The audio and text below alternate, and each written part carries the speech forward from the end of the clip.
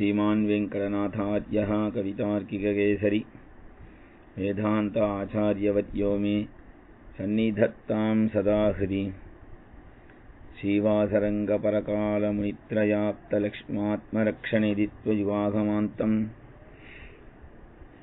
आचार्यभक्तिपरिभूतमनर्गशीलं गोपालदेशिकमुनिं गुरुमाश्रयामः। कूजन्तं राम रामेति मधुरं मधुराक्षरम् आरुह्य कविताशाखां वन्दे वाल्मीकिकोकिलम्। यः पिबन् सततं रामचरितामृतसागरम् अतृप्तस्तं मुनिं वन्दे प्राचेतसमकल्मषम्। गोष्पदीकृतवाराशिम् अशकीकृतराक्षसम् रामायण महामाला रत्नं वन्दे अनिलात्मजम्। अंजनानन्दनं वीरं जानकीशोकनाशनं कपीशमक्षहन्तारं वन्दे लङ्काभयङ्करम्। उल्लङ्घ्य सिन्धोः सलिलं सलीलं यशोकवह्निं जनकात्मजायाः आदाय तेनैव ददाह लङ्कां नमामि तं प्राञ्जलिराञ्जनेयम्। आञ्जनेयमतिपाटलाननं काञ्चनाद्रिकमनीयविग्रहं पारिजाततरुमूलवासिनं भावयामि पवमाननन्दनं। यत्र यत्र रघुनाथकीर्तनं तत्र तत्र कृतमस्तकाञ्जलिं बाष्पवारि परिपूर्णलोचनं मारुतिं नमत राक्षसान्तकम्। मनोजवं मारुततुल्यवेगं जितेन्द्रियं बुद्धिमतां वरिष्ठं वातात्मजं वानरयूथमुख्यं श्रीरामदूतं शिरसा नमामि।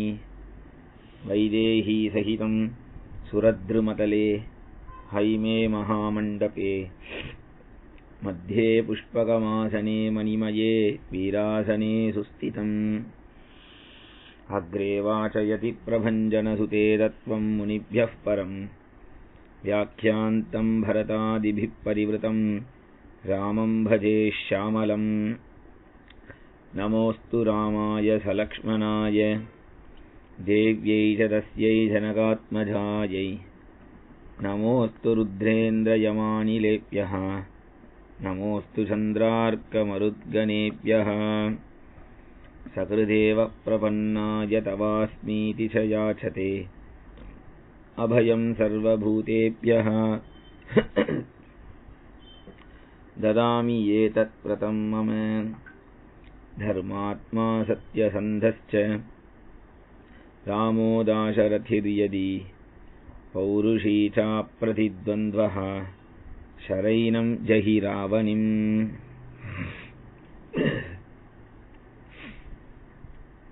जानकीकान्तस्मरणं जय जय राम राम आंजनेय स्वामी की जय।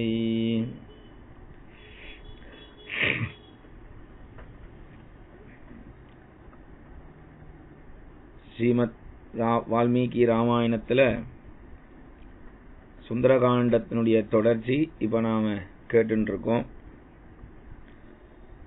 பகவான் தர்மத்தை ஸ்தாபிக்கணும் என்பதற்காகத்தான் அவதாரம் பண்றார். ஒவ்வொரு நிமிஷமும் ஒவ்வொரு சந்தர்ப்பத்திலையுமே தர்மத்தை ஸ்தாபிச்சுட்டு தான் வரார்.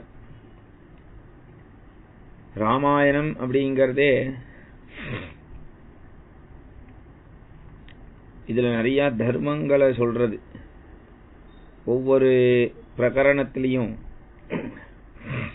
மாத்ருபக்தி, பித்ருபக்தி, சத்தியநிஷ்டை இதெல்லாம் ராமாயணத்துல நமக்கு நிறைய தெரியும். அதை கேட்க கேட்க நமக்கே தெரியும் ராமருக்கு இருக்கக்கூடிய மாத்ருபக்தி, பித்ருபக்தி, சத்தியநிஷ்டை. ராமாயணத்துல வரக்கூடிய பேச்சு வார்த்தைகள், சம்பாஷணைகள்,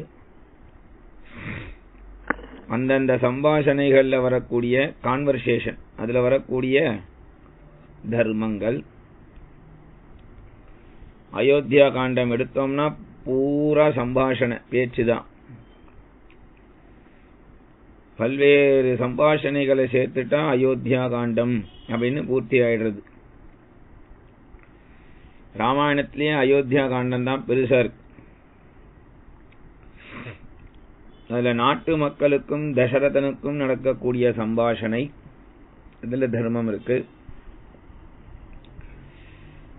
கூனிக்கும் கைகேயிக்கும் நடக்கக்கூடிய சம்பாஷணையில கூட தர்மம் இருக்கு.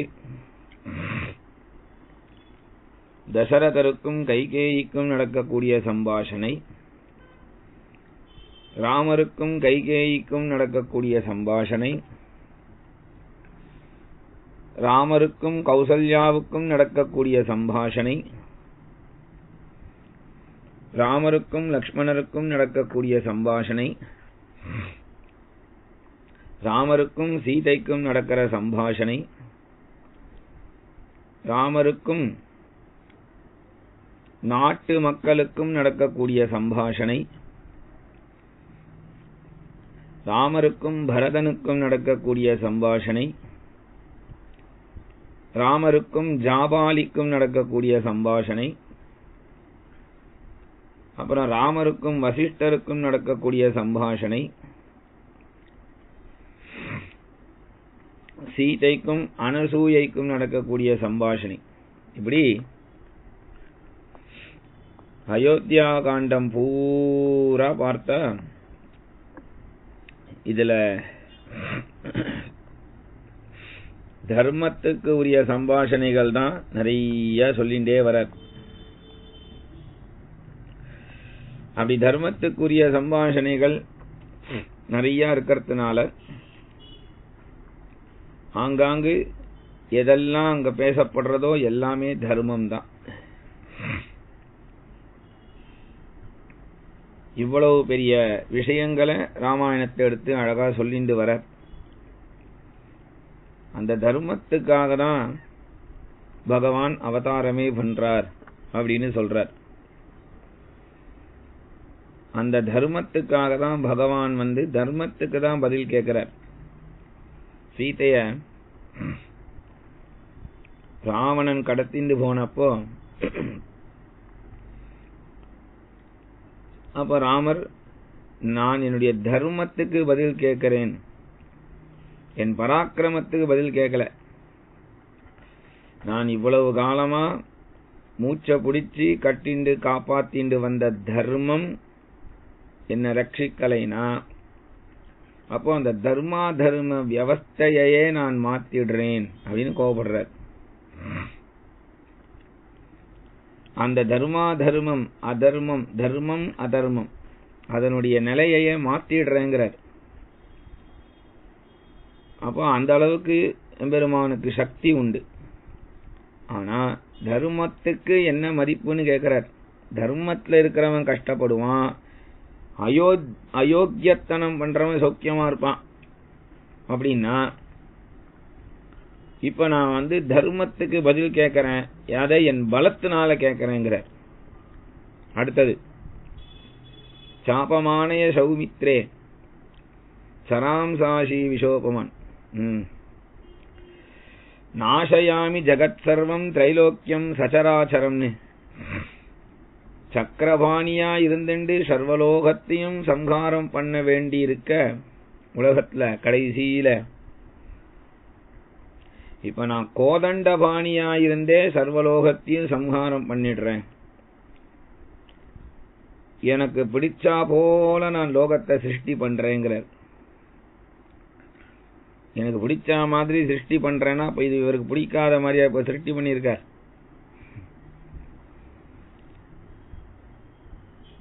பெருமாளுக்கு பிடிக்காதது ஒண்ணு உண்டா அப்படின்னா, இந்த இடத்துல அதுக்கு முக்கியமான அர்த்தம் என்னன்னா, தர்மத்துக்கு தர்மம் செய்யறவன் சௌக்கியமா இருக்கணும், அதர்மம் செய்யக்கூடியவன் அவன் எவ்வளோ பெரிய தபஸ்வியே ஆனாலும் அவன் கஷ்டப்படணும். அதை ராமர் காட்டுறார். அப்ப தர்மத்துக்கும் அதர்மத்துக்கும் நடக்கக்கூடிய ஒரு போராட்டம் தான் ராமாயணம்னு எடுத்துக்கணும். அதனால அப்பேற்பட்ட சீதையை கண்டுபிடிக்கிறதுக்கு ராமர் போராடுறார். தெய்வமா இருந்தா க்ஷணத்துல கண்டுபிடிச்சிடுவார். ராமருக்கு தெரியாதான்னு ராவணன் எங்க கொண்டு போயிருப்பான்னு. தெய்வமா இல்ல, பின்ன என்ன தெய்வமா இல்லைன்னா மனுஷ ரூபம் எடுத்திருக்கிறதுனால அந்த மனுஷனா இருக்கும்பொழுது தெய்வ சக்தியை வெளிப்படுத்த வேண்டாம்னு அதை உள்ள வச்சுட்டு இருக்கார். அதனால இந்த இடத்துல அப்பேற்பட்ட ஒரு கோபத்துல காமிக்கிறார். கோபம். அதனாலதான்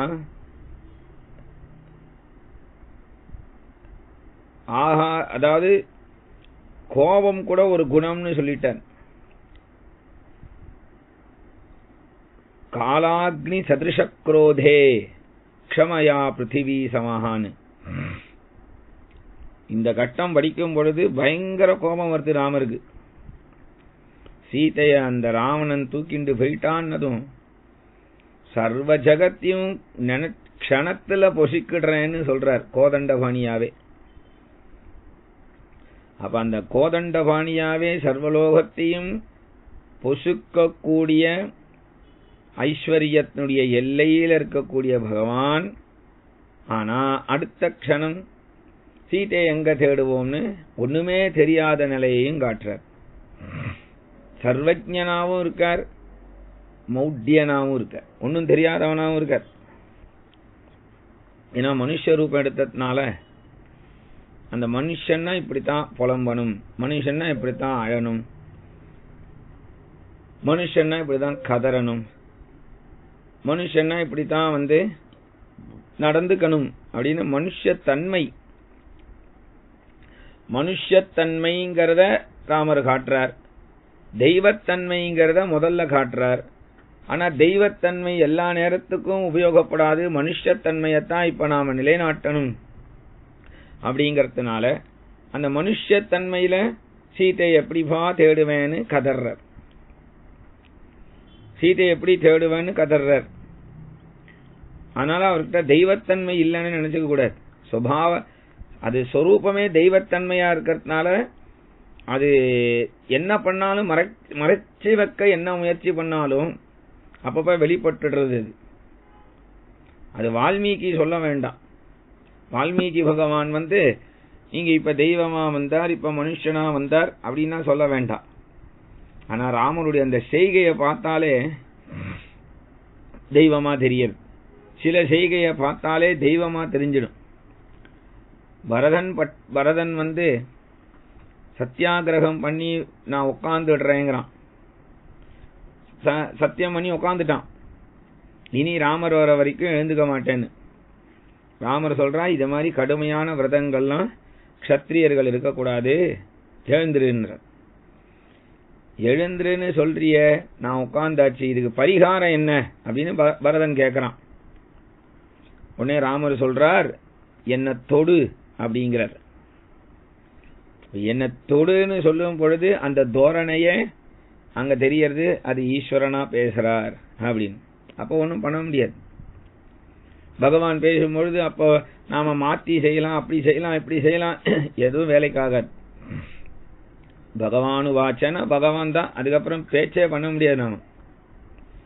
நாம அங்க ஒபே பண்றத தவிர ஆர்டரை, பகவானுடைய ஆர்டருக்கு ஒபேதான் வழியே தவிர ஆர்கியூமெண்ட் வழியே கிடையாது. எவ்வளவு ஆச்சரியமா இருக்கு பாருங்க. Just obey. பகவான் சொன்னா ஒபே தான். ஆச்சாரியன் சொல்லிட்டா அங்க ஆர்கியூமெண்டே பண்ணக்கூடாது, ஜஸ்ட் ஒபே. அதை நாம கேட்கணும், அதபடி நடந்துக்கணும், அவ்வளவுதான். ஏன்னா நமக்கு நல்லது கெட்டது எதுன்னு நமக்கு தெரியாது, ஆச்சாரியனுக்கு தெரியும், ஈஸ்வரனுக்கு தெரியும். அப்ப நாம நல்லத நாம முடிவு பண்ணவே வேண்டாம். அவர் பார்த்துப்பார், ஆச்சாரியன் பார்த்துப்பார், ஈஸ்வரன் பார்த்துப்பான் அப்படின்னு பேசாம நிச்சிந்தையா இருக்கணும். நிச்சிந்தையா இருக்கிறதுங்கிறது அவ்வளவு சுலபம் இல்ல. சிந்தனை வந்துட்டே தான் இருக்கும். ஆனா அந்த சிந்தனை அப்படியே பகவத் விஷயத்துல திருப்பிட்டோம்னா நம்மளை போல ஒரு சாமர்த்தியசாலி இந்த உலகத்திலேயே கிடையாது. கவலைப்படாத கவலைப்படாத கவலைப்படாதேன்னு நாம எல்லாருக்கும் சொன்னாலும் கவலையே ஒண்ணுமே இல்லையேன்னு கவலை வந்துடும் சில பேருக்கு. கவலையே படாதீங்க, எல்லாம் சரியா போயிடும், கவலைப்படாதீங்க அப்படின்னு சொன்னா ஒரு கவலையுமே இல்லையே அப்படின்னு ஒரு கவலை வந்துடும். ஏன்னா கவலைப்பட்டு கவலைப்பட்டு மனசு அந்த கவலைக்கு அடிமையா போயிடுது. மனசு எப்படின்னா, நாம அதுக்கு எதை கொண்டு போய் பழக்கிறோமோ மனசு அதையே தான் கேட்டுட்டே இருக்கும். மனசுக்கு இங்க போறது அங்க போறது, இவாளை பாக்கிறது அவாளை பாக்கிறது, இங்க ஊரை சுத்துறது அங்க ஊரை சுத்துறது, இங்க ஒரு 60ஆம் கல்யாணத்துக்கு போகணும், அங்க ஒரு 80ஆம் கல்யாணத்துக்கு போகணும், அங்க ஒரு பர்த்டே பார்ட்டி போகணும் அப்படின்லாம் மனசுக்கு பழகிட்டோம்னு சொன்னா மனசு அதையே தான் கேட்கும். மனசு இதே மனசு பகவானுடைய கதைகளை கேட்கறதுக்கு காத்தால எழுந்துண்டு சீக்கிரமே எழுந்துண்டு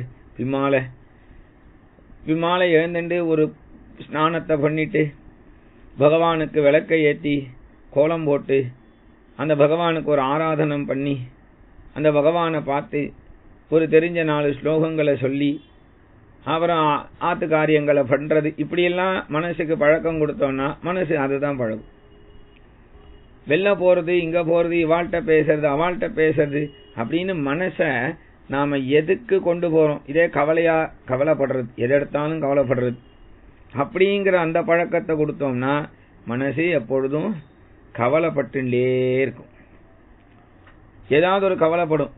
இந்த பையன் ஆபீஸுக்கு போயிட்டானா இல்லையான்னு தெரியல, ஐயோ என்ன ஆயிருக்குமோ தெரியலையே, ஒன்னும் போனும் பண்ணலையே, எதுவும் பண்ணலையே, அதே கவலையா இருக்கே அப்படின்னு ஒரு கவலை. இந்த கவலை அவசியமா அப்படின்னு கேட்டா அவசியம்தான். ஆனா அவனே போயிட்டு ஒரு போன் பண்ணு அப்படின்னு சொன்னா முடிஞ்சு போச்சு. அவனே போன் பண்ண மாட்டான், நாமே தான் பண்ணணும் அப்படிங்கிறது. இதெல்லாம் என்னன்னா நாமே ஒரு எக்ஸ்ட்ராவா அட்டாச்மெண்ட் ஆறோம். இதுல நாமே உலக விஷயத்துல அட்டாச்மெண்ட் ஆயிட்டே இருக்கும்.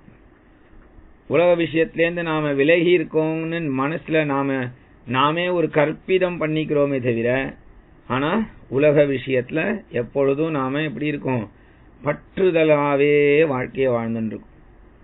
நான் இல்லைன்னா இந்த குடும்பத்தை யார் பார்த்துக்கிறது, நான் இல்லைன்னா என்ன நடக்கும் அப்படின்னு சொல்லி இந்த மாதிரி விஷயங்கள்லாம் மனசு எப்படின்னா எப்போதும் இந்த மாதிரி கஷ்டமான விஷயத்த, கவலையான விஷயத்த, இதுக்கெல்லாம் மனசு அடிமைப்பட ஆரம்பிச்சிடுத்துனா நம்மள்டேந்து நிறைய இதைதான் எதிர்பார்க்கும் மனசு. அப்ப நமக்கு ஒரு துக்கம் வரும்போது மனசுக்கு என்ன ஆகும்? ஆஹா, இன்னைக்கு நமக்கு நல்ல வேட்டை, இவனை வச்சு இன்னைக்கு நாம நிறைய கவலைப்பட வச்சிடணும் அப்படின்னு மனசு நம்மள கவலைப்பட வச்சிடும். ஆனா அப்பேற்பட்ட அந்த சிந்தனையிலேருந்து வெளியில வரணும். அது அந்த புலம்புறத புலம்பிட்டு அதோட விட்டுடணும். ஏன் புலம்பணும் அப்படின்னா மனசுக்கு அது ஒரு உள்ளுக்குள்ள வச்சுட்டு இருந்தா மனசு என்ன பண்ணும்? திருப்பி அதை எடுத்து கொடுக்கும். அதனால நீங்க என்ன சொல்றார்? அந்த மனசுதான் சுந்தரகாண்டத்துல சொல்றார், மனோஹி ஏது சர்வேஷாம் இந்திரியானாம் பிரவர்த்தனே. மனசுதான் இந்திரியங்களுக்கெல்லாம் ஒரு காரணகர்த்தா, இந்திரியங்களை கிளப்பி விடுறதே மனசுதான் அப்படின்னு சொல்லிட்டார். இந்திரியங்களை கிளப்பி விடுறது மனசுதான். நீ இத பண்ணு, இத பாரு, இப்படி போ, இங்க உட்காரு, நீ இப்படி நடந்துக்கோ அப்படின்னு எல்லாம் இன்ஸ்ட்ரக்ஷன் மனசு கொடுக்கறதே மனசுதான் இந்திரியங்களுக்கு கொடுக்கறது. அப்ப இத பாருன்னு கண்ணு இப்படி பாக்கிறது, இத கேளுன்னதும் கேட்கறது, இத வாயில போட்டுக்கோன்னா போட்டுக்கிறது. இந்த மனச நாம அழிச்சிடணும், எண்ணங்களை அழிச்சிடணும். இந்த மனசுல வரக்கூடிய எண்ணங்களை அழிக்கணும். எண்ணங்களை அவ்வளவு சுலபமா அழிக்கிறது கஷ்டம். ஏன்னா நாம் உட்கார்ந்து இருக்கும் பொழுதே ஒரு க்ஷணத்துல 10 எண்ணம் வரும். அந்த 10 100 எண்ணமாக மாறும், 100 1000 எண்ணமாக மாறும், 1000 10,000 லட்சம் அப்படி போயிட்டே இருக்கும். அதாவது ஒரு க்ஷணத்திலேயே இதை செய்யணும் அதை செய்யணும். இப்ப அடுப்பை ஆஃப் பண்ணுவோமா தெரியல, இப்ப கரிகா வாங்கிட்டு வர போற நேரமா போயிடுத்து, இப்ப கடைக்கு போகணும், இப்ப மெடிக்கல் ஷாப் போகணும், அவன் வேற பால்காரன் வேற பணத்துக்கு வந்துருவான், இப்படின்னு இத மாதிரி ஏதாவது ஒரு மனசு நம்மளை சிந்தனை பண்ண வச்சுட்டே இருக்கும்.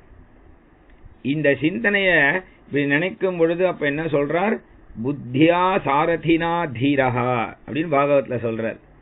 புத்தினால அந்த மனச அப்படியே ஒரு ஸ்டாப் பண்ணணும். என்ன சொல்லணும்? அனாவசியமா இப்படி எல்லாம் யோசிச்சுட்டு இருக்காத, மனசே பகவான் சிந்தனை பண்ணு அப்படின்னு சொல்லி கொடுத்துடணும். பகவான சிந்தனை பண்ணுன்னு சொல்லி கொடுத்துடணும். அப்ப எதை பார்த்தாலும் பகவான சிந்தனை பண்ணு, பகவான சிந்தனை பண்ணு அப்படின்னு ஒரு கீவேர்டு மாதிரி கொடுத்துட்டோம்னா, அப்ப நாம் ஏதாவது நினைக்கும் பொழுது அந்த கீவேர்டை மனசே எடுத்து கொடுக்கும். பகவான சிந்தனை பண்ணு அப்படின்னு எடுத்து கொடுக்கும். அப்ப அது அதிகமாக அதிகமாக என்ன ஆகும்? பகவத் சிந்தனை அதிகமாயிடும்.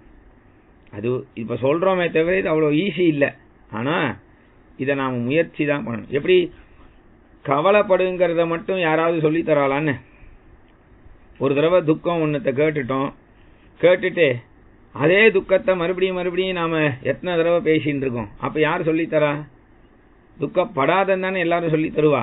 துக்கப்படு, நன்னா துக்கப்படுப்பா, பாவம் இவ்வளவு வித துக்கம் எடுத்து மறுபடியும் மறுபடியும் துக்கத்தை நினைச்சுக்கோப்பா, அந்த துக்கம் தான்ப்பா சரி, நீ இப்ப அதை நினைச்சுட்டே தான் இருக்கணும், துக்கங்கிறது தான்ப்பா இப்போ உனக்கு இருக்கு, ஆனா ஒன்னும் பண்ண முடியாதுப்பா, நீ நல்லா துக்கப்படு அப்படின்னு யாராவது சொல்லுவாளா? சொல்ல மாட்டா. துக்கப்படாத, சரி ஏதோ வந்தது தெரியா வந்துடுத்து உனக்கு துக்கம், அதெல்லாம் நாம கடந்துதான் போகணும், சரியா போயிடும், துக்கப்படாத அப்படின்னு தான் சொல்லுவா. அதே மாதிரி ஒரு விஷயத்த நாம துக்கத்தை மட்டும் மறுபடியும் மறுபடியும் மறுபடியும் மறுபடியும் நினைக்கிறதுக்கு காரணம் அந்த மனசு அந்த துக்கத்தை சந்தோஷமா வச்சுருக்கு, அதை நமக்கு எடுத்து எடுத்து தருது, நீ துக்கப்பட்டுட்டே இருக்கணும்னு.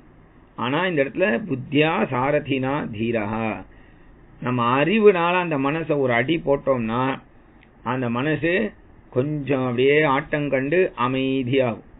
அப்ப அந்த அறிவுனால எப்போதும் பகவான சிந்தனை பண்ண சிந்தனை பண்ண சிந்தனை பண்ண, பகவத் குணத்தை கேட்கணும், பகவானுக்காக வாழணும், பகவானுக்காக சாப்பிடணும், பகவானுக்காக தூங்கணும், பகவானுக்காக மூச்சு விடணும், எல்லாமே பகவானுக்காக செய்யணும், நான் பகவானுக்காக தான் செய்யறேன் அப்படின்னு எல்லாத்தையும் அந்த பகவான் பகவான் பகவான் கொண்டு வந்துட்டோம்னா அப்ப மனசுக்கு அது என்ன ஆகும்? கொஞ்ச நாள்ல பழகி மனசு அந்த பகவானையே திருப்பி கேட்க ஆரம்பிச்சிடும். அப்ப என்ன ஆகும்? மனசுக்கு எண்ணங்கள் அப்படிங்கிறது உற்பத்தி ஆகாம இருக்கும். எண்ணங்கள் எதனால உற்பத்தி ஆகுது? கண்ணு ஒரு விஷயத்தை பார்க்கறதுனாலையும், காது ஒரு விஷயத்தை கேட்கறதுனாலையும், வாய் பல விஷயங்களை பேசறதுனாலையும், கை சில விஷயங்களை தொட்டு உணர்றதுனாலையும், கால் சில விஷயங்களை இடத்துக்கு நடந்து போறதுனாலையும் இதெல்லாம் மனசு ஸ்டோர் பண்ணிக்கிறது. அப்ப இதெல்லாம் ஸ்டோர் பண்ணிட்டு மறுபடியும் மறுபடியும் இதெல்லாம் கேட்கறது. அப்ப இந்த கண்ணு, இந்த காது, இந்த நாக்கு, இந்த கை, இந்த காலு, அப்ப இதெல்லாம் என்ன சொல்றார்?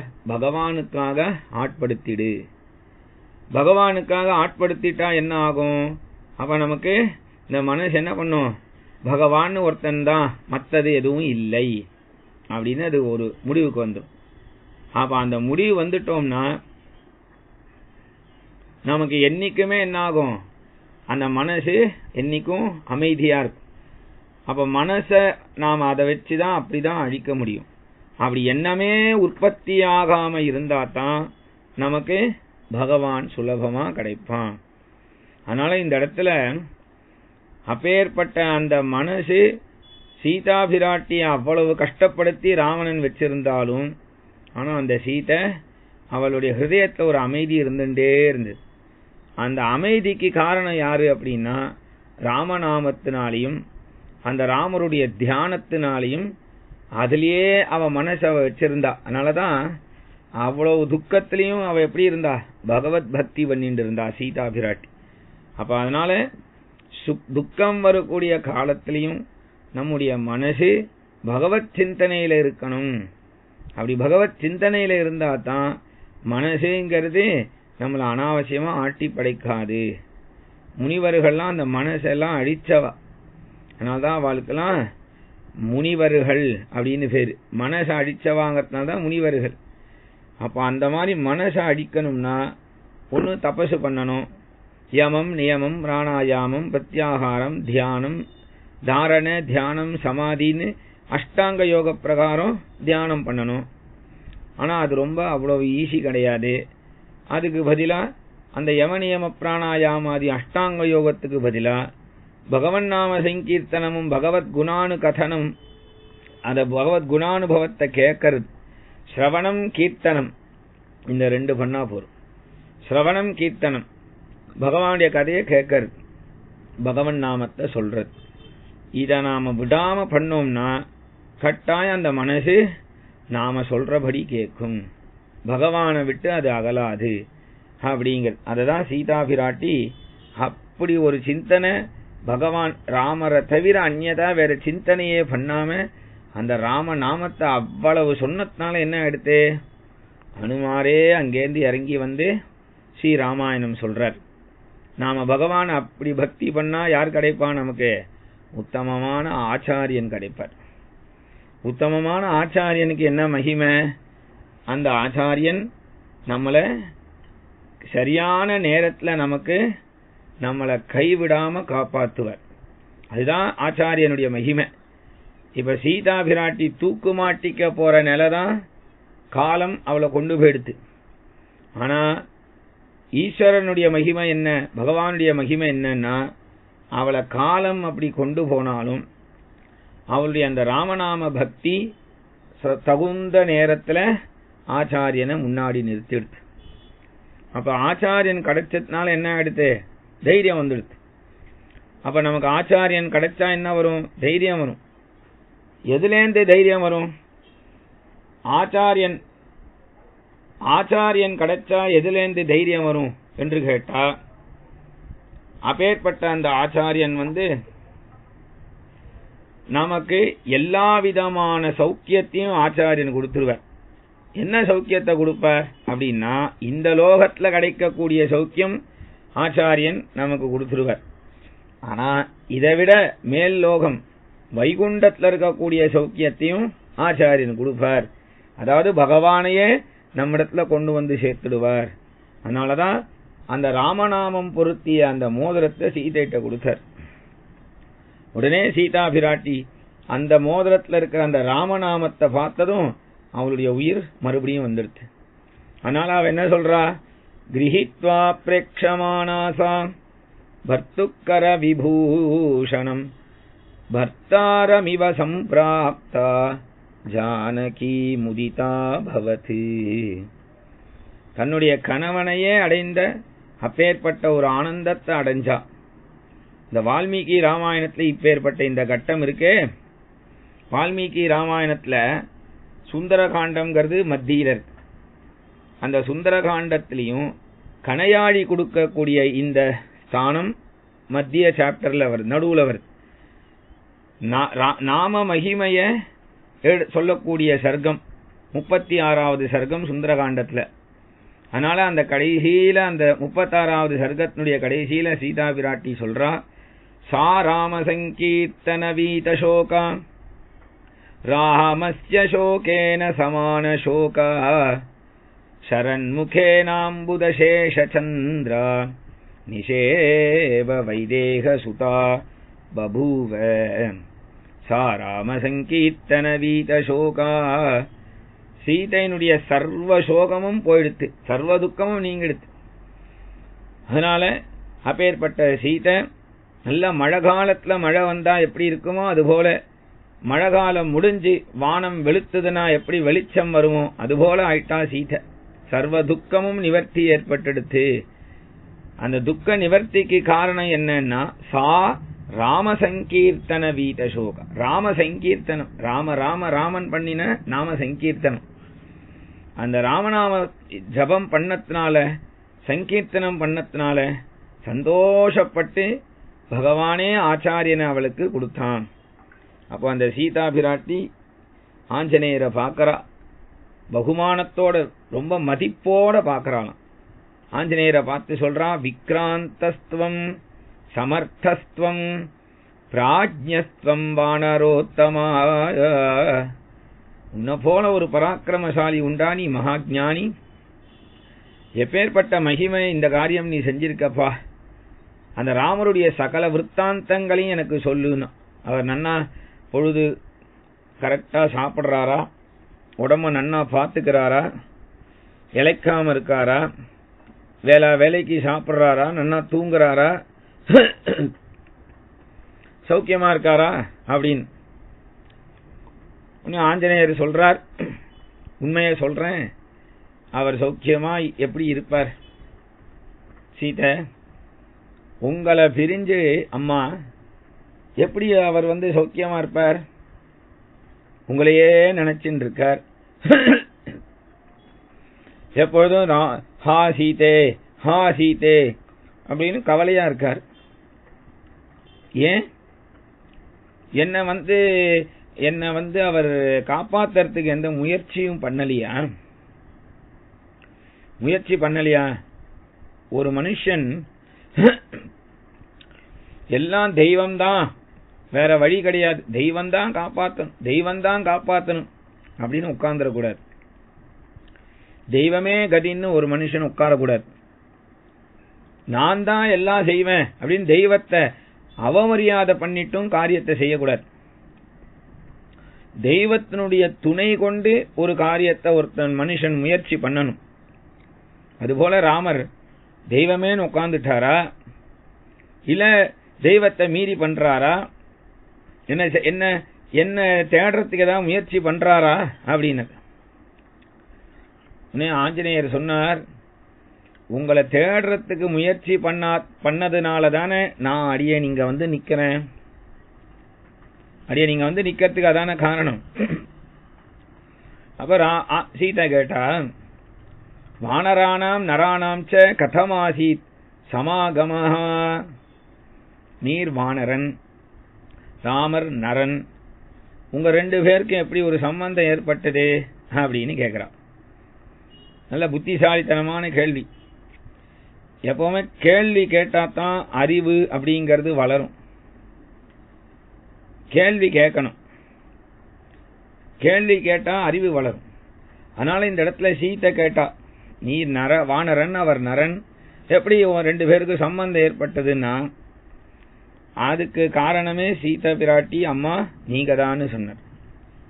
என்ன நான் தான் அப்படின்னா, நீங்கள் ஆகாச மார்க்கமா ராவணன் தூக்கிண்டு போகும்பொழுது சில ஆபரணங்களை சின்ன துணியில கட்டி போட்டேலே, அந்த ஆபரணங்கள் எங்க மகாராஜா சுக்ரீவனுக்கு பக்கத்துல விழுந்தது. அதை அவர் எடுத்து வச்சிருந்தார். அந்த சுக்ரீவனுக்கும் ராமருக்கும் ஒரு நட்பு ஏற்பட்டது. சுக்ரீவனுக்காக வாலிய வதம் பண்ணி சுக்ரீவனை பட்டாபிஷேகம் பண்ணி வச்சார் ராமர் கிஷ்கிந்தைக்கு. அவர் அந்த நன்றி உணர்ச்சி உடைய சுக்ரீவன் கோடிக்கணக்கான வானரர்களை உங்களை தேடுறதுக்காக அனுப்பியிருக்கார். அதுல பலவிதமான பலசாலிகள், எல்லாருமே பலசாலி, பெரிய பெரிய மலையை கூட தூக்கிடுவா, அந்த அளவுக்கு பலசாலி. அதுல பலத்திலேயே குறைஞ்சவன் நான் தான் உங்க முன்னாடி நிக்கிறேன் அப்படின்னு வினயத்தோட சொல்றார். எப்போதும் வினயம்தான். சர்வ சக்தி இருக்கிறவன் வினயமா இருந்தார்னா அது அந்த சக்திக்கே அழகு. அனுமார் அவ்வளவு சக்தி இருந்தாலும் வினயமா இருக்கார், அவ்வளவு சக்தி இருந்தாலும் வினயத்தோட இருக்கார். அப்போ இது மாதிரி சீதை கவலைப்பட்டு இருந்தா. அனுமார் சொன்னார், இந்த உங்களுடைய மகிமையினால்தான் இப்ப எங்களுக்கு இப்படி ஒரு பாக்கியம் கிடைச்சது, நான் இங்க நிக்கிறேன், நீங்க ஒன்னும் கவலைப்பட வேண்டாம், இந்த க்ஷணமே என்னுடைய முதுகுல நீங்க ஏறிண்டா உங்களை கொண்டு போய் ராமரிடத்துல ரிஷ்யமுகத்துல கொண்டு விட்டுடுவேன் அப்படின்னு அனுமார் சொன்னார். உடனே இப்படி பார்த்தா சீதை, என்ன இப்படி பேசிட்டார் இவர், சரி உம்மால முடியுமா அனுமன்னு, ராட்சசர்கள்லாம் எதிர்கொண்டு வருவாளே, என்னையும் தூக்கிண்டு நீங்க ராட்சசர்களோட யுத்தமும் பண்ணிண்டு ரெண்டும் முடியுமா, உம்மால முடியுமா? அனுமாருக்கு ரொம்ப வெக்கமா போயிடுதான். நவம் பரிபவம் கிருதம், ஹனுமாருக்கு ரொம்ப வெக்கமா போயிடுது. ஏன்னா ஹனுமார இதுவரைக்கும் யாருமே உம்மால முடியுமான்னு கேட்டதே கிடையாது. சரி அம்மா தானே. அப்போ சீதா அம்மாவை பார்த்து சொன்னார், நான் கடல் தாண்டி வந்த ரூபமே வேற, இப்போ உங்ககிட்ட பேசிட்டு இருக்கிற இந்த ரூபம் வேற, என்னுடைய ரூபத்தை நீங்கள் பாருங்கோன்னு விஸ்வரூப தரிசனம் காட்டுறார் ஹனுமார். ஹனுமார் அப்படி விஸ்வரூப தரிசனம் காட்டுறார். உடனே சீதா பிராட்டி, ஆஹா, இப்பேற்பட்ட ரூபமே போரும், என்னை கொண்டு போய் ராமரிடத்துல ஒப்படைக்க. ஆனா ஹனுமன்னே, நமக்கு சக்தி தானே கிடைச்சாலும் பகவானை அடையறதுக்கு நம்மளை நாமே காப்பாத்திக்க கூடாதுப்பா, அது தர்மம் இல்லை. ஏன்னா நம்மளை படைச்ச பகவானை நம்மளை காப்பாற்றணும், அவர் வரவை எதிர்பார்த்துட்டு தான் இருக்கணும். இதுதான் விருத்ராசுரன் சொல்றான் பாகவதத்துல. அவன் சொல்றான், விருத்ராசுரன், அஜாத பக்ஷாயிவ மாதரம் ககாஹ சன்யம் யதா வத்சதரா க்ஷுதார்த்தாக பிரியம் பிரியேவ விஷிதம் விஷண்ணா மனோரவிந்தாக்ஷ திதிருக்ஷதே த்வாம் என்று இந்த இடத்துல சீதா பிராட்டிய மேற்கோள் காட்டிதான் அவன் சொல்றான். சீதைக்கு இப்ப ஹனுமார் இருக்கார், ஹனுமார் தோல்ல ஏறிண்டு போய் ராமர்கிட்ட போய் சேர்ந்துடலாம், ராவணன்ட்டே தப்பிச்சுண்டு. ஆனா இப்ப சீதை சொல்றது, நம்மளை நாமே காப்பாத்திக்க கூடாது திறமை இருந்தாலும். பின்ன என்ன பண்ணணும்னா, ராமருடைய வருகைக்கு நாம காத்துன்னு இருக்கணும். என்னுடைய பெருமையினால நான் தப்பிச்சு போய் ராமர்கிட்ட சேர்ந்துட்டேன்னா அப்புறம் ராமர் பெருமை எங்கேன்னு தெரியும், அப்புறம் ராமாயணம்னு ஆகாது. இந்த காவியம் சீதாயனம்னு ஆயிடும். நவராத்திரிக்கு அப்புறம் 9 நாள் பாராயணத்துக்கு வச்சுருவா. அதனால என் மகிமையை காட்டுறது இங்க பெருமை இல்லை, எம்பெருமான் எனக்காக எவ்வளவு முயற்சி பண்றார் என்னை காப்பாத்துறதுக்கு அப்படின்னு அவர் பெருமையை காட்டணும் நாம. அதனால நீ போய் அவர் அழைச்சிண்டு வா, 2 மாசம் எனக்கு உயிர் பிச்சை கொடுத்துருக்கான் இந்த பய, நான் பொறுத்துன்னு இருக்கேன். ஆனா அந்த 2 மாசத்துக்குள்ள நீ ராமரை இங்க எப்படியாவது அழைச்சின்னு வந்துரு, மீதி அவர் சம்பாதிச்சுருவார் எல்லாத்தையும். ஆனா அந்த 2 மாசம் கழிச்சு மேல போயிடுத்துனா என்னால அது உயிர் தரிக்க முடியாது, நான் உயிரை விட்டுடுவேன். அதனால நீ எப்படியாவது போய் ராமர்கிட்ட இதை மட்டும் சொல்லிடு என்று சொல்லிட்டு ராமர் கணையாழி கொடுத்தார். பதிலுக்கு சீதை என்ன கொடுத்தா? ஏன்னா அனுமார் கேட்கிறார், நான் போய் ராமர்கிட்ட உங்களை பார்த்துட்டேன் அப்படிங்கறதுக்கு எந்த அடையாளத்தை நான் சொல்றது அப்படின்னு.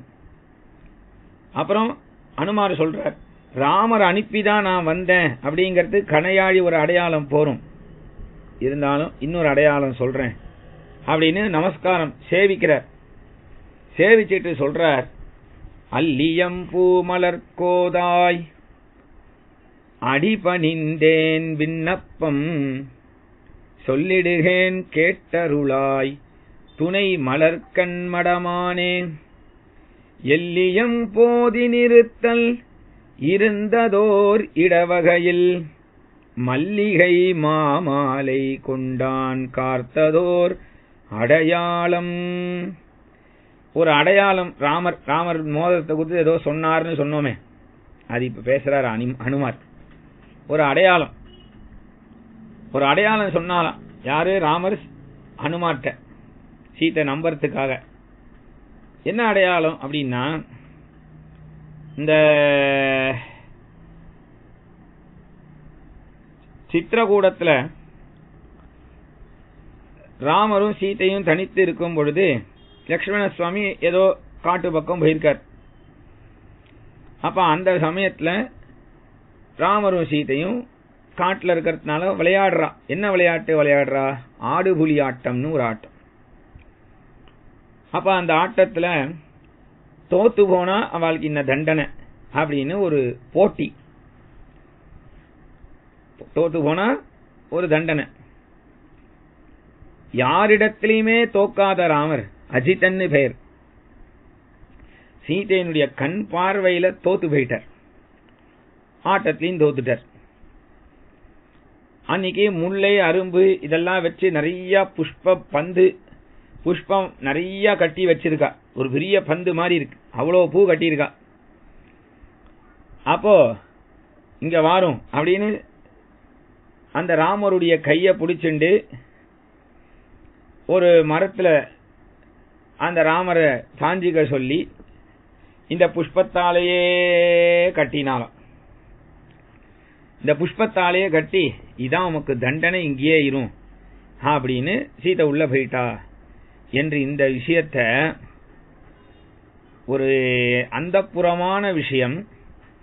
இப்பேற்பட்ட கணவன் மனைவி விஷயத்த ராமர் ஹனுமார்ட்ட சொல்லியிருக்கார் அப்படின்னா, அப்ப அனுமார் எப்பேற்பட்ட நம்பிக்கைக்கு உரியவரா இருந்திருக்கணும். ஹனுமார் அதுவும் ஒரு பிரம்மச்சாரி. அவர்கிட்ட ராமர் சொல்லியிருக்காருன்னா ஹனுமார் எப்பேற்பட்ட நம்பிக்கைக்கு உரியவரா இருந்தா சொல்லியிருப்பார் இந்த ஒரு விஷயத்த. இத சொன்னதும் உடனே சீதா பிராட்டி இவ்வளவுதான் சொன்னாரா, மிச்சம் நான் சொல்றேன் அப்படின்னு மீதி கதையை சொல்றா. நான் கொஞ்ச நேரம் கிரக காரியங்களை செஞ்சுட்டு வாசல்ல வந்தேன். அப்பயும் ராமர் அந்த பூமாலை கட்டியிருக்கனே அந்த கயரோடையே இருந்தா. நான் கேட்டேன், இது என்ன இந்த பூமாலையை அறுத்துட்டு வர உங்கள்கிட்ட சக்தி இல்லையா அப்படின்னு கேட்டேன். உடனே அந்த ராமர் என்ன சொன்னார், இரும்பு சங்கிலியே கட்டினாலும் நான் அறுத்துண்டு வந்துருவேன் சீதை, இல்ல இது அழகா தொடுத்திருக்கியே, இத அறுக்க வேண்டாம், எனக்கு அது கஷ்டமா இருக்குன்னது. உடனே சீதை இந்த பக்கமா வந்து அந்த மாலை எடுத்தா. ராமருக்கு சர்வ விஷயங்களும் தெரியும், சர்வ கலைகளும் தெரியும். சீதைக்கு அத அழகா தலையில சூடி விட்டானா ராமரே. இப்படி சூடி விட்டதும் கொஞ்சம் உச்சி தலைக்கு கொஞ்சம் புஷ்பம் தேவைப்பட்டுதான். அதனால அந்த புஷ்பம் தேவைப்பட்டதுனால ஹனுமன்னே, அப்ப அந்த மரம் ஒண்ணு இருக்கே, அந்த கிளையில பூ இருக்கு, என்ன போய் பெரிச்சுண்டு வான்னு ராமர் சொன்னார். நாங்க பெரிக்க போனேன். அப்ப அந்த கிளையில ஹனுமன்னு உம்ம போல. அனுமார் கேட்கிறார், என்னது என்ன போல? உம்ம போல ஒரு குரங்கு வாழை தொங்க போட்டு ஏதோ உட்காந்து சாப்பிட்டு இருந்தது.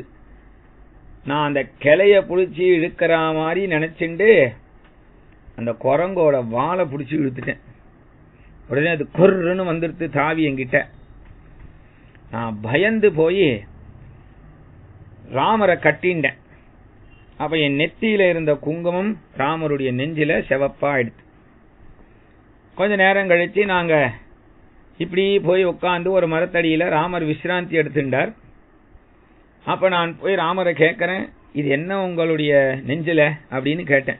செவப்பா இருக்கே ரத்தமான். அப்ப ராமர் என்ன சொன்னார், இது ரத்தம் இல்ல, நான் ராவண வதத்துக்காக புறப்பட்டு வந்திருக்கனே, அதுக்கு நீ இட்ட வீர திலகம் அப்படின்னு சொன்னார். நான் அன்னிக்கே வீர திலகம் இட்டாச்சே, இன்னும் ஏன் ராவணனை உயிரோட வச்சிருக்கார்? இத நான் கேட்டேன்னு கேளுங்க. அதுக்கப்புறமா ராமர் விசிராந்தி எடுத்துட்டார். நான் ராமருக்கு பாத சேவை பண்ணேன். பாத சேவை பண்ணிட்டே இருக்கும் பொழுது இந்திரனுடைய புத்திரன் ஜெயந்தன் அப்படிங்கிறவன், அவன் காக்கா ரூபத்துல வந்து என்ன ரொம்ப தொந்தரவு பண்ணினான். சீதையினுடைய நெஞ்சையே அதனுடைய அழகுனால கிழிச்சிடுறான். உடனே ரத்தம் வருது. நான் அதை இடது கையால துரத்துறேன், அது போல அது என்ன குத்தி ரத்தம் வந்துடுது. அப்போ என்னுடைய ரத்தம் ஒரு உதிரம் ராமருடைய உடம்புல போய் பட்டுது. உடனே ராமர் எழுந்து பார்த்தார், என் நெஞ்ச பார்த்தார், அந்த காக்காசுரனை பார்த்தார். எவன் பண்ணா இந்த காரியத்தின அந்த காக்காவை பார்த்துட்டு ஒரு புல்ல புடுங்கி அந்த காக்கா மேல பிரம்மாஸ்திர பிரயோகம் பண்ணார். அந்த பிரம்மாஸ்திர பிரயோகம் அந்த காக்கா பயந்து எல்லா லோகத்துக்கும் போய் யாரும் அபயம் கொடுக்காம மறுபடியும் இங்க வந்து விழுந்தது. நான் அதை இப்படி திருப்பி போட்டு ராமர்ட்ட சரணாகதி பண்ணி வச்சு அபயம் கொடுக்க சொன்னேன். அப்ப சன்னிதானத்துல வச்சு தொந்தரவு பண்ண காக்காசுரனுக்கே பிரம்மாஸ்திரம் போட்டவர் சன்னிதானத்திலேருந்து இவ்வளவு தூரம் தூக்கின்னு வந்திருக்கான் இந்த ராவண, அவனுக்கு இன்னும் ஏன் பிரம்மாஸ்திரம் போடல அப்படின்னு நான் கேட்டேன்னு கேளு அனுமன்னு என்று இத சொல்லி, கடைசியில நான் வந்து லக்ஷ்மண சுவாமியை விசாரிச்சதா சொல்லு, அவர் என் மேல கொஞ்சம் கோபமா இருப்பார், அந்த மாதிரி அவரை திட்டிட்டேன் அந்த சமயத்துல. அதனால லக்ஷ்மண சுவாமிக்கு வந்து நான் விசாரிச்சதா சொல்லுங்க, லக்ஷ்மணன் மாதிரி ஒரு கைங்கரியம் யாராலையும் பண்ண முடியாது ராமருக்கு என் நமஸ்காரத்தை சொல்லு என்று சொல்லி, இந்த விஷயங்களை சொன்னாலே ராமர் நம்பிடுவார், தெரிஞ்சிரும். இருந்தாலும் நான் ஒரு ஆபரணம் வச்சிருக்கேன், அதை தரேன் அப்படின்னு சொல்லி, ஏஷ சூடாமணி திவ்யா, சூடாமணி அப்படின்னு தலையில போட்டுக்கிறது ஒரு ஆபரணம். அந்த சூடாமணி எடுத்து ஹனுமார்ட்ட கொடுத்தார். இத ராமர்கிட்ட கொடுத்தாலே ராமருக்கு புரிஞ்சிடும் அப்படின்னதும் உடனே ஹனுமார் ஜாக்கிரதையா அந்த சூடாமணியை வேஷ்டியில சொருகின்றார். இதுல ஒரு தத்துவத்தை சொல்றா. என்ன தத்துவம்னா, ராமர் கொடுத்தது கணையாழி. கணையாழிங்கிறது விரல்ல கையில போட்டுக்கிறது, விரல்ல. அப்ப அந்த விரல்ல போட்டுக்கிற வியாஜத்துல ராமர் சீதைக்கு உனக்கு நான் இருக்கேன் கவலைப்படாதுன்னு ஆசீர்வாதம். விரல்ல தானே மோதிரம் போட்டுப்பான், அது பிரகாரம் ஆசீர்வாதம். இப்படி ஆசீர்வாதம் பண்றா, ராமர் பண்றார். எப்பவுமே ஒருத்தர் ஆசீர்வாதம் பண்ணா நாம என்ன பண்ணுவோம், தலையை குனிஞ்சி ஏத்துப்போம்.